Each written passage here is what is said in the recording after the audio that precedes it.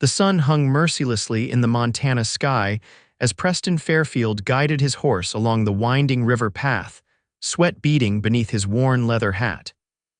It was the summer of 1875, and the untamed wilderness of the territory still held more secrets than settlers.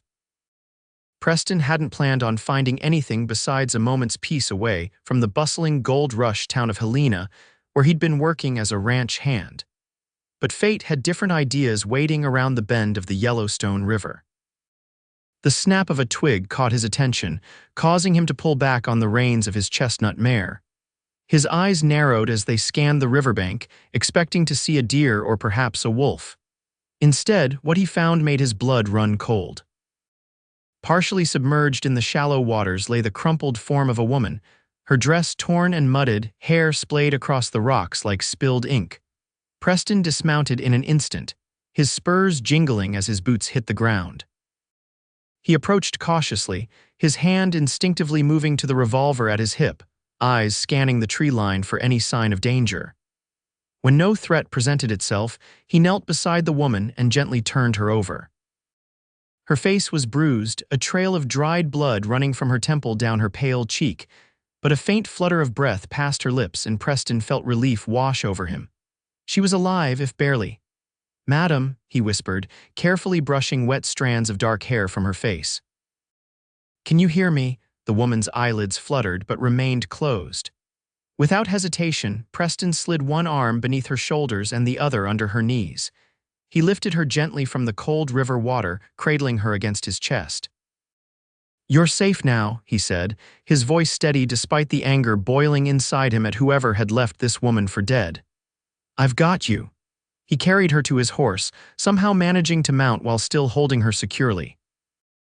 With the woman positioned carefully in front of him, Preston turned his horse back toward his cabin. It wasn't much, just a simple one-room structure he'd built with his own hands after leaving Texas behind, but it would provide shelter and safety until he could determine who this woman was and what had happened to her. The ride back seemed longer with his precious cargo. Every jostle of the horse made him wince, concerned he might be worsening her injuries. The woman stirred occasionally but never fully regained consciousness, mumbling incoherent words that Preston couldn't decipher. By the time his cabin came into view, nestled against a backdrop of pine trees, the sun was beginning its descent. Preston dismounted carefully, keeping the woman secure in his arms as he carried her inside. He laid her on his bed, a simple frame with a straw-filled mattress that suddenly seemed too rough for someone in her condition. Preston worked quickly, gathering clean rags and water from the barrel outside. He hesitated before approaching her again, aware of the impropriety of the situation, but the gravity of her injuries overrode his concerns about decorum. With gentle hands, he cleaned the dirt and blood from her face, revealing delicate features beneath the bruising. "Who did this to you?" He wondered aloud, anger flaring again as he catalogued her injuries. Besides the obvious blow to her head, her wrists were raw and chafed, suggesting she'd been bound. The thought made his jaw clench. As night fell, Preston stoked the fire in the small stone hearth, casting the cabin in a warm glow. He'd managed to get some water between the woman's lips, but she remained largely unresponsive. He prepared a simple broth, hoping the smell might rouse her, and settled into the wooden chair beside the bed to keep watch. It wasn't until the first light of dawn streaked through the single window that the woman finally stirred. Preston, who had dozed off in the chair, woke instantly at the sound of her soft moan. He leaned forward, watching as her eyes fluttered open, revealing irises the color of summer cornflowers. For a moment, confusion clouded her features as she took in her surroundings. Then panic set in. She tried to sit up, a small cry escaping her lips as pain obviously coursed through her. "Easy now," Preston said, keeping his distance so as not to frighten her further. "You're safe. I found you by the river yesterday. You were hurt pretty bad." The woman's eyes darted around the cabin before settling on him, wariness evident in her gaze. "Who?" Her voice was raspy, barely audible. She swallowed hard and tried again. "Who are you?" "Preston Fairfield, madam. I have a small ranch not far from here." He reached slowly for the cup of water on the table beside him. "Would you like some water?" She nodded cautiously, and he helped her sit up just enough to drink. After a few sips, she sank back against the pillow, exhaustion clear in every line of her body. "Thank you," she whispered. "Can you tell me your name?" Preston asked gently. She was quiet for so long that Preston thought she might have fallen asleep again. Then she spoke, her voice stronger. Josephine Blackwell, Miss Blackwell," Preston acknowledged with a slight nod. "Can you tell me what happened? Who did this to you?" Fear flashed across Josephine's face and she turned away from him. I don't remember." Preston didn't believe her for a second, but he didn't press. "That's all right. Memory can be tricky after a blow to the head. Rest now. We can talk more when you're stronger." He stood and moved to the fireplace to stoke the embers. Behind him, he heard her shift on the bed. "Mr. Fairfield," she called softly. He turned to face her. "Yes, Miss Blackwell. How far are we from Twin Bridges?" The question surprised him. Twin Bridges was a small settlement about 20 miles south. "About a day's ride. Why do you ask?" Josephine closed her eyes, her face paling further. "No reason, just trying to get my bearings." Preston nodded, though he knew there was more to the story than she was sharing. "Rest now. I'll prepare something for you to eat." As the days passed, Josephine regained her strength gradually. Preston tended to her wounds, brought her food, and gave her the space she needed. He slept on a bedroll near the hearth, refusing her weak protests that she should be the one to take the floor. During the day, he would go out to tend to his small herd of cattle and the vegetable garden behind the cabin, always returning to check on her. It was on the fourth day that Josephine finally ventured out of bed for more than just necessary trips to the outhouse with Preston's assistance. He returned from his morning chores to find her standing by the window, looking out at the mountains in the distance. She was wearing one of his shirts, the sleeves rolled up multiple times, and a pair of his trousers held up with a length of rope. The sight of her in his clothes stirred something in him he hadn't felt in a long time. "You're up," he said, setting down the basket of eggs he'd collected. Josephine turned, a small smile lifting the corners of her mouth. The bruising on her face had begun to fade to yellows and greens. "I was getting restless. I hope you don't mind that I borrowed some clothes. My dress was beyond repair," Preston finished for her. "I don't mind at all. They suit you better than they do me." This earned him a genuine laugh, the first he'd heard from her. The sound warmed him more than the summer sun outside. "I doubt that very much, Mr. Fairfield, but thank you for the kindness." "Preston, please," he said, moving to wash his hands in the basin. Josephine nodded. "Preston?" She paused, watching him. "I should thank you properly for what you've done for me. Most men wouldn't have stopped, let alone brought a stranger into their home." Preston dried his hands on a towel and turned to face her. "Most men haven't seen the things I've seen. After the war, I learned the value of helping those in need when you can." Curiosity flickered across her face.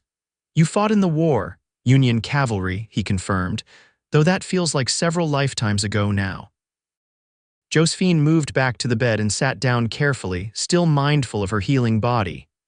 "I should tell you the truth about what happened to me."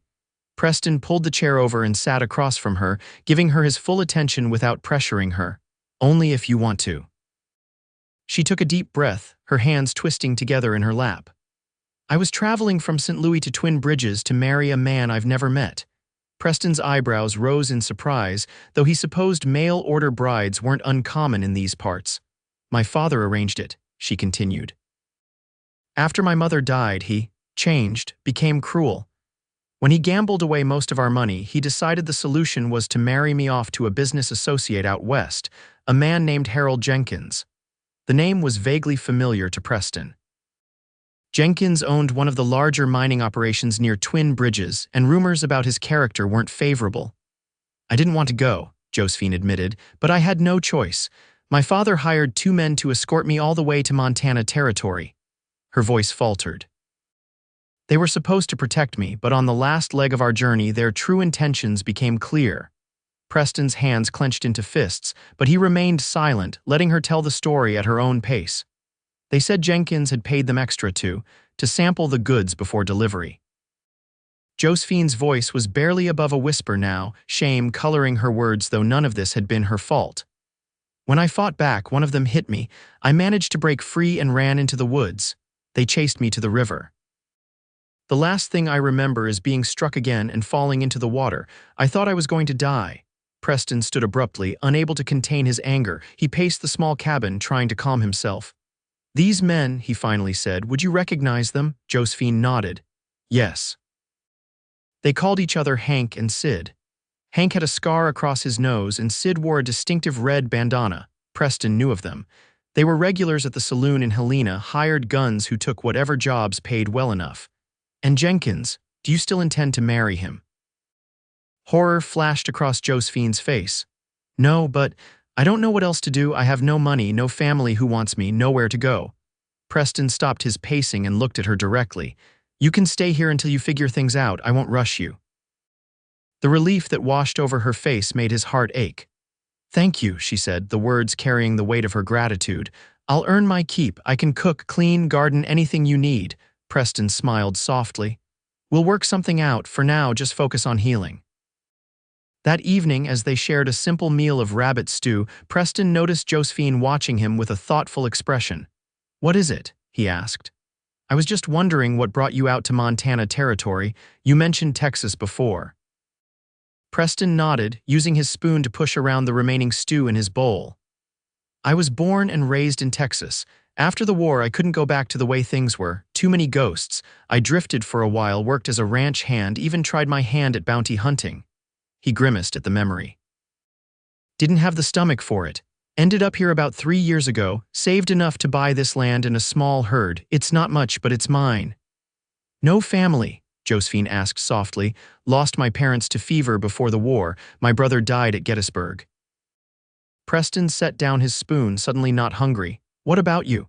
Besides your father, do you have any family?" Josephine shook her head. "Just my father, and as I said, he was eager to be rid of me." "His loss," Preston said simply, and the smile that bloomed on Josephine's face was like the first wildflower after a harsh winter. As the days turned into weeks, Josephine's presence transformed Preston's simple existence. Despite his protests, she took over much of the cooking and tending to the garden. She proved to be skilled with a needle, mending his worn shirts and even fashioning herself a simple dress from fabric they purchased on a trip into the nearest trading post. Preston found himself looking forward to returning to the cabin each day, to the sound of her humming as she worked, to the way she asked questions about everything from the cattle to the changing seasons in Montana. Her curiosity was boundless, and her resilience astounded him. Here was a woman who had nearly died, who had been betrayed by her own father and the men meant to protect her, yet she approached each day with determination and increasingly joy. One evening, as summer began its transition to fall, Preston returned from checking on a pregnant heifer to find Josephine sitting on the porch steps, watching the sunset paint the sky in vivid oranges and pinks. "It's beautiful, isn't it?" she said as he approached.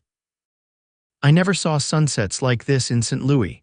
Preston sat beside her, careful to maintain a respectful distance, though it became harder each day to remember why he should. Montana has a way of showing off. They sat in comfortable silence for a while until Josephine spoke again. "I've been thinking about what I should do next." Preston felt a knot form in his stomach. He'd known this conversation would come eventually, but he'd been avoiding it. "Oh, I could try to find work in Helena," she said, not looking at him. "Maybe as a seamstress or a schoolteacher, though I have no formal training for the latter." "Is that what you want?" Preston asked carefully. Josephine finally turned to face him, her blue eyes searching his. What I want is to stay here." Preston's heart skipped a beat. "Here." "With me," she nodded, a blush spreading across her cheeks. "If you'll have me. Not as a charity case, but as, well, as whatever you'd like me to be." The implications of her words hung in the air between them. Preston had been fighting his growing feelings for Josephine since the moment she first laughed in his cabin. He'd told himself it was inappropriate, that she was vulnerable and dependent on him for safety. But now, seeing the hope and affection clear in her eyes, he allowed himself to acknowledge what he truly wanted. "Josephine," he began, his voice rougher than he intended. "I would be honored if you stayed. These past weeks have been, I've never known happiness quite like this." Her smile was radiant in the fading light. "Neither have I." Preston reached out slowly, giving her time to pull away if she wished. When she didn't, he took her hand in his, marveling at how right it felt. "There's something I should tell you, though, something I've been planning." Josephine tilted her head questioningly. "Those men who hurt you, Hank and Sid, I've been making inquiries in town. They're still in the area working for Jenkins, and Jenkins has been asking questions about a missing bride-to-be. Fear flashed across Josephine's face, but Preston squeezed her hand reassuringly. "I won't let them hurt you again," he promised, "but we need to deal with this situation. You'll never be truly free until we do." Josephine took a deep breath, steadying herself. "What do you propose?" "I have a friend, Sheriff Thomas Wells in Helena.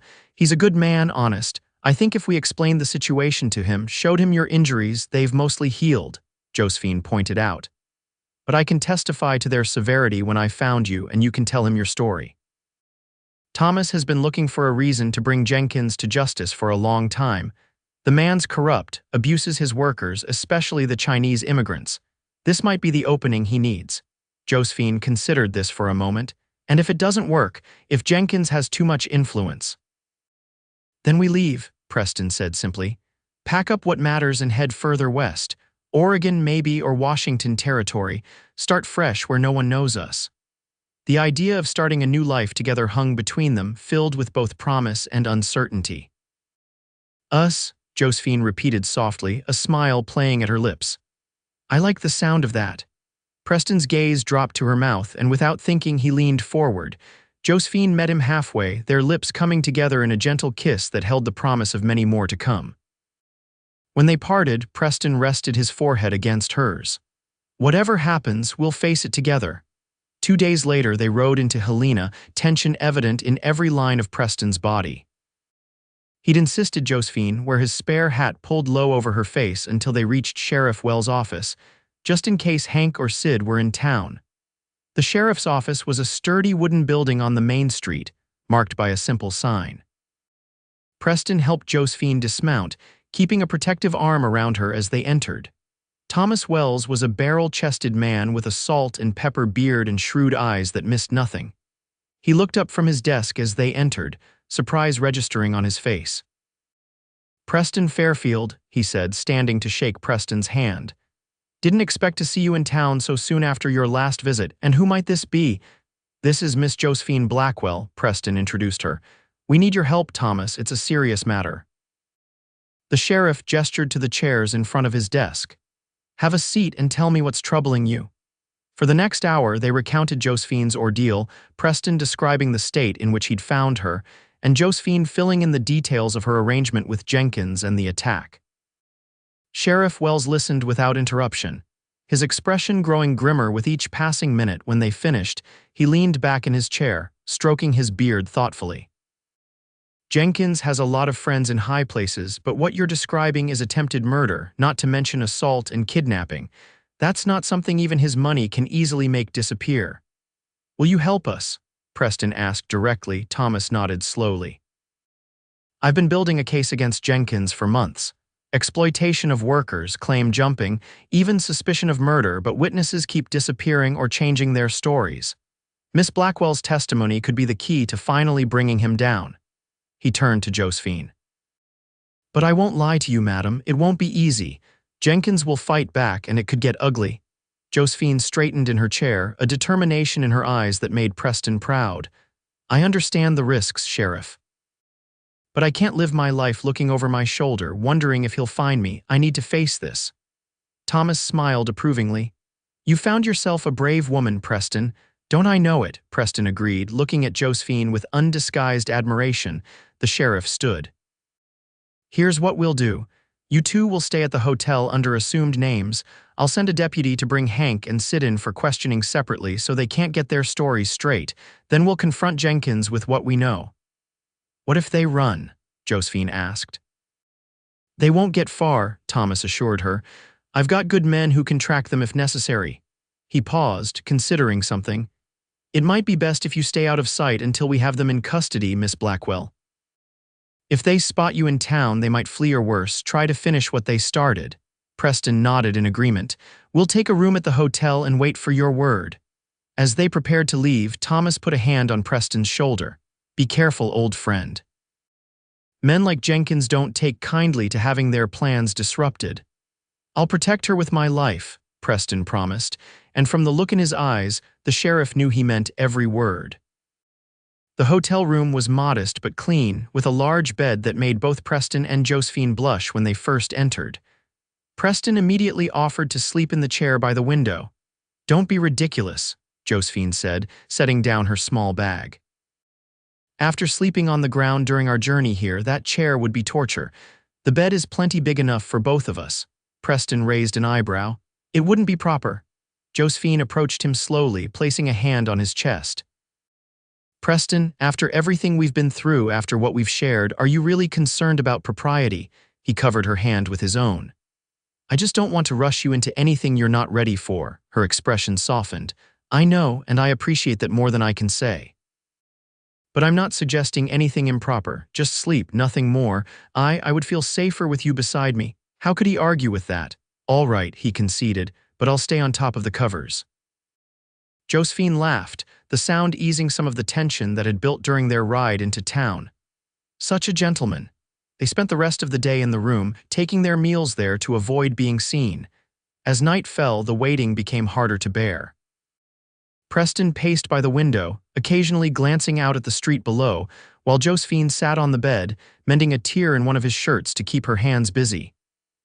"What if the sheriff can't find them?" she finally asked, voicing the fear that had been growing as the hours passed. Preston stopped his pacing and turned to her. "Thomas is good at his job. If they're in town, he'll find them, and if they're not, then we'll figure out our next move." He sat beside her on the bed. "Remember what I said, if this doesn't work, we'll leave, start fresh somewhere else." Josephine set aside her sewing. "I've been thinking about that, about starting fresh." "Oh," Preston wasn't sure what to make of her serious tone. "If we're going to start a new life together, there's something I want to do properly." She took his hands in hers. "Preston Fairfield, when this is all over, would you marry me?" Preston stared at her in surprise, not because of the question itself, but because she had been the one to ask it. "I believe I'm supposed to be the one doing the proposing," he said with a smile. Josephine shrugged, a mischievous glint in her eyes. "I've never been one for convention." Preston laughed and pulled her closer. "Josephine Blackwell, nothing would make me happier than to make you my wife. Yes, I will marry you." Their lips met in a kiss that quickly deepened, conveying all the emotions they'd been holding back. When they finally parted, both were breathing heavily. "I thought you wanted to wait," Josephine teased, her cheeks flushed. "For marriage, yes," Preston clarified. "But since we're already engaged." Josephine's laughter was cut short by a sharp knock at the door. They froze, exchanging worried glances. Preston moved Josephine behind him and approached the door cautiously. "Who is it?" he called. "Deputy Marshal, sir. Sheriff Wells sent me." Preston opened the door, a crack, hand hovering near his holstered gun. A young man in a deputy's badge stood in the hallway, looking nervous. "Sheriff asked me to inform you that we've apprehended Hank Dotson and are in pursuit of Sidney Miller. He suggests you both remain here until further notice." "What about Jenkins?" Preston asked. The deputy shifted uncomfortably. "Sheriff's gone to speak with him now. That's all I know, sir." After the deputy left, Preston relayed the information to Josephine, who had remained hidden behind the door. "They have one of them at least," she said, relief evident in her voice.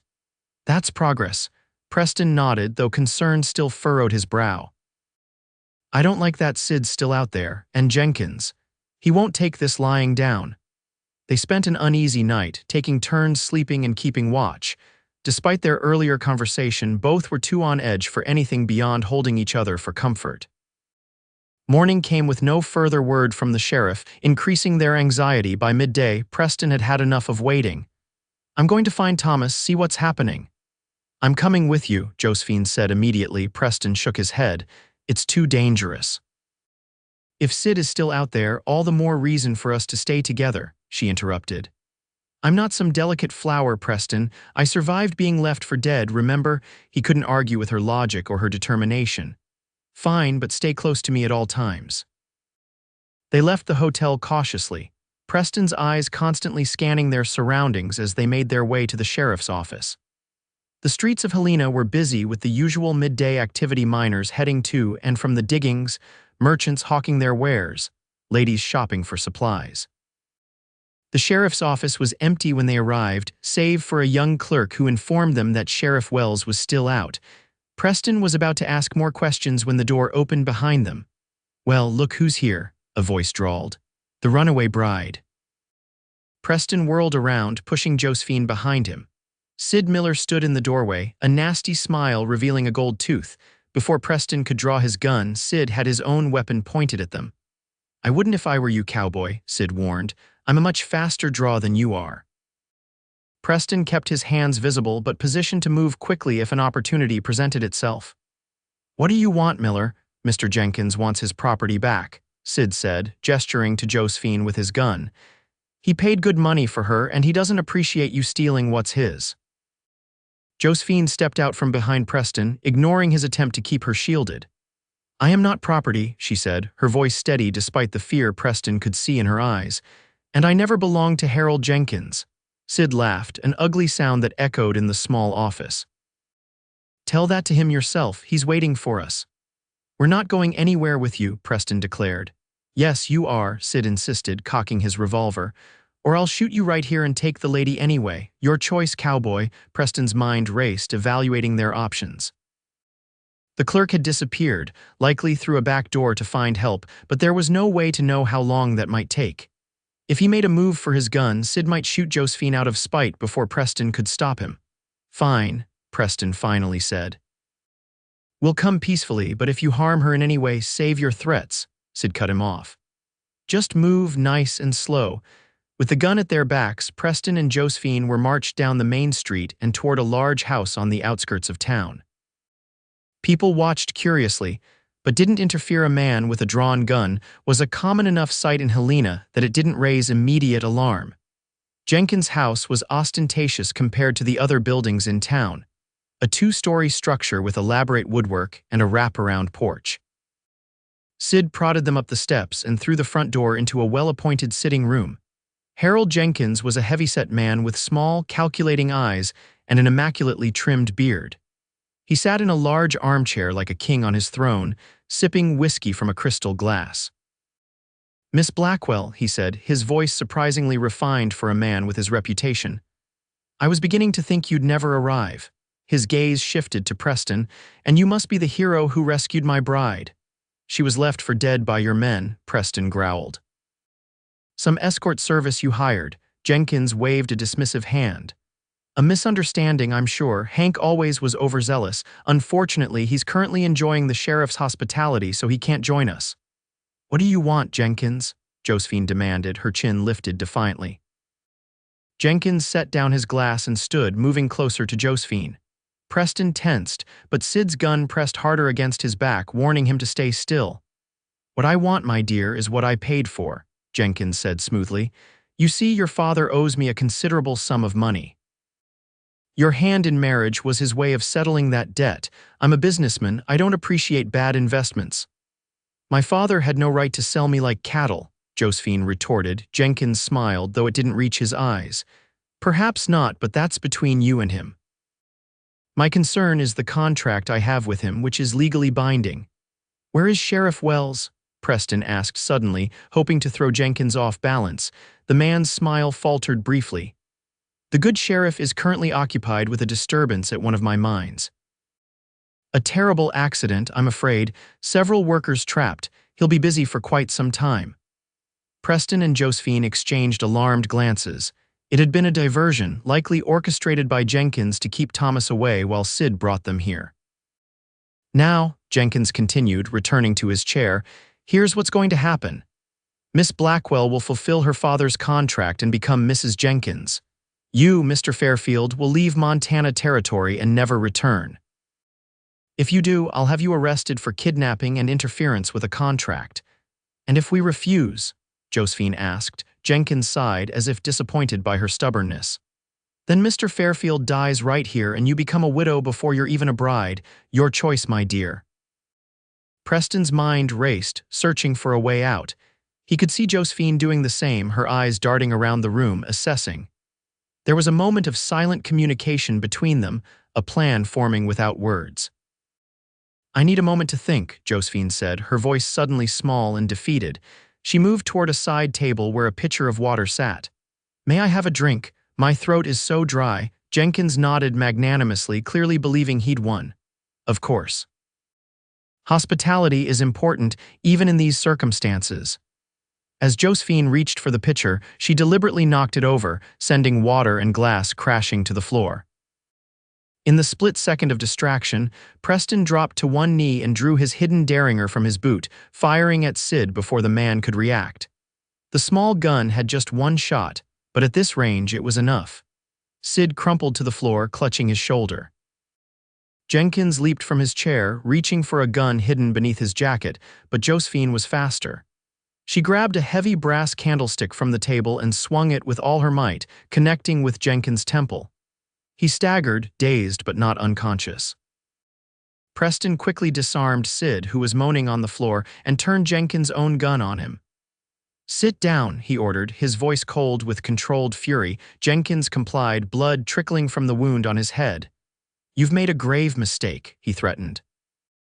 "Do you have any idea who I am in this town? A man who buys women and orders them beaten when they refuse him," Josephine said, standing tall beside Preston. "A man who exploits workers and creates accidents to distract the law. Yes, Mr. Jenkins, we know exactly who you are." The sound of horses and men's voices outside interrupted whatever Jenkins was about to say next. Moments later, the front door burst open and Sheriff Wells rushed in, followed by 3 deputies. "Preston, Josephine," Thomas exclaimed, taking in the scene before him. "Are you all right?"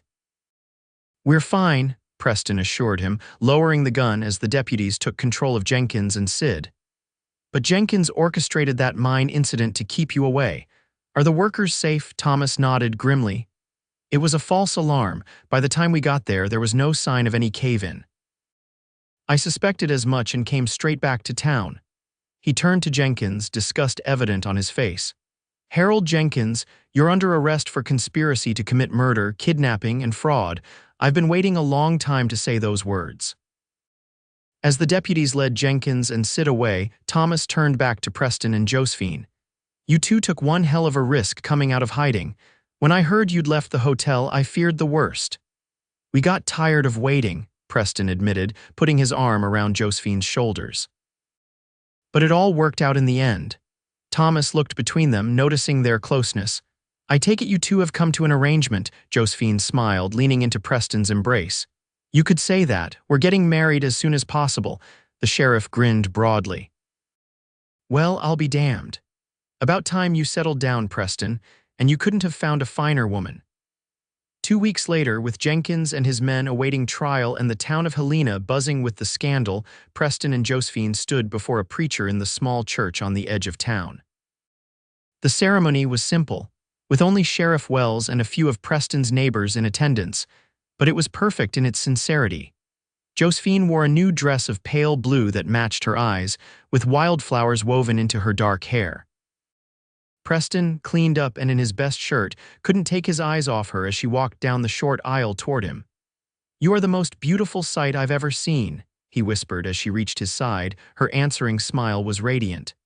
"Even more beautiful than Montana sunsets." "Far more beautiful," he confirmed. Their vows were traditional but spoken with such feeling that even the preacher seemed moved. When Preston was finally told he could kiss his bride, he did so with a tenderness that made Josephine's heart swell with happiness. The small reception afterward was held at the local hotel, where Thomas had arranged for a special dinner to celebrate.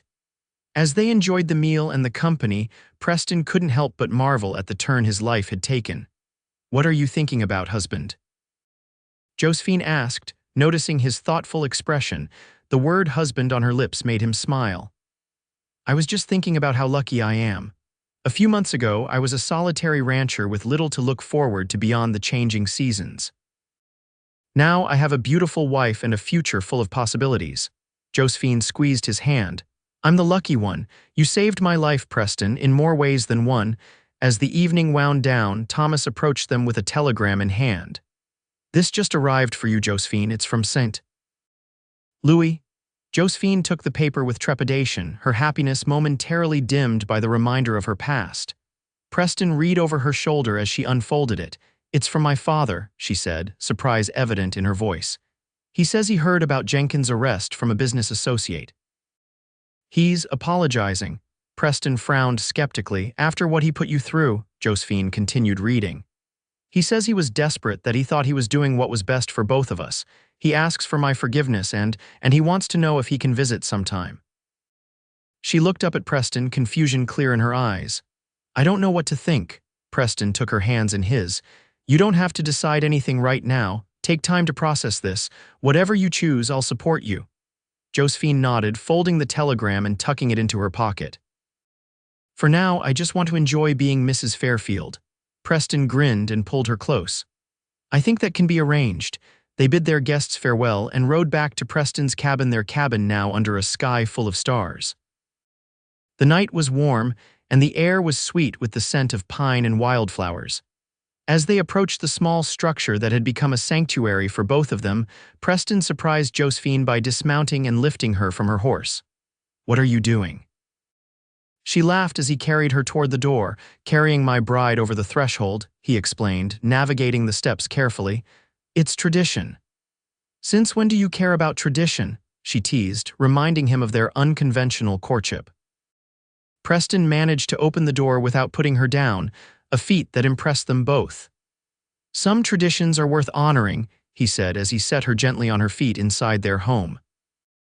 The cabin looked different somehow, warmer and more inviting than it had the first time Josephine had seen it. Perhaps it was the improvements they'd made together, the curtains she'd sewn, the rocking chair Preston had crafted for her, the shelves now filled with books they'd collected from Helena.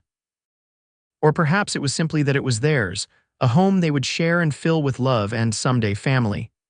"Welcome home, Mrs. Fairfield," Preston said, his voice husky with emotion. Josephine reached up to touch his face, tracing the line of his jaw with gentle fingers. "I love you, Preston. I think I've loved you since you lifted me from that riverbank and told me I was safe." Preston turned his head to kiss her palm. "I love you too, Josephine, more than I ever thought possible."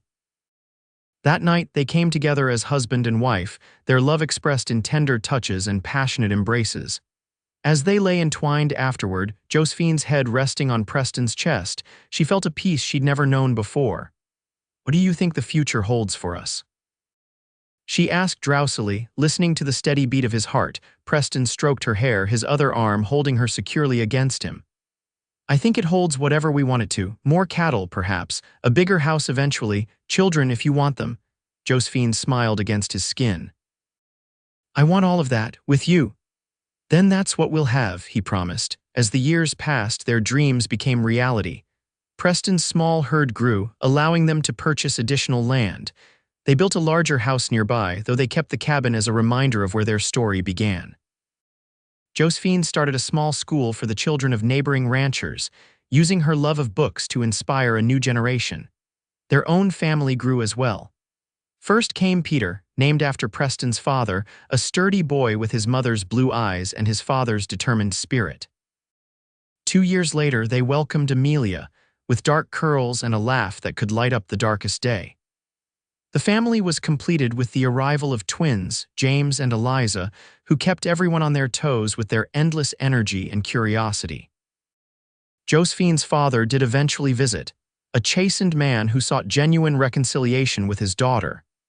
It took time, but gradually he earned a place in their lives, becoming the doting grandfather none of them had expected him to be. Jenkins received justice for his crimes, though his wealth and connections spared him the harshest penalties. He eventually left Montana Territory, his reputation and business interests in ruins. Hank and Sid served prison terms before disappearing from their lives completely. On their 10th anniversary, Preston surprised Josephine by taking her back to the spot along the Yellowstone River where he had found her. They rode out early in the morning, leaving the children in the care of a trusted neighbor. "Why here?" Josephine asked as they dismounted near the riverbank. The years had been kind to her. At 34, she was more beautiful than ever, her face now marked with the faint lines of laughter rather than fear.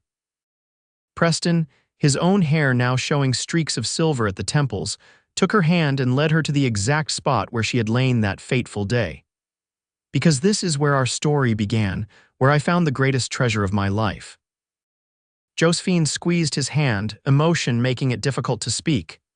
"It seems like another lifetime ago. In many ways it was," Preston agreed. "We were different people then."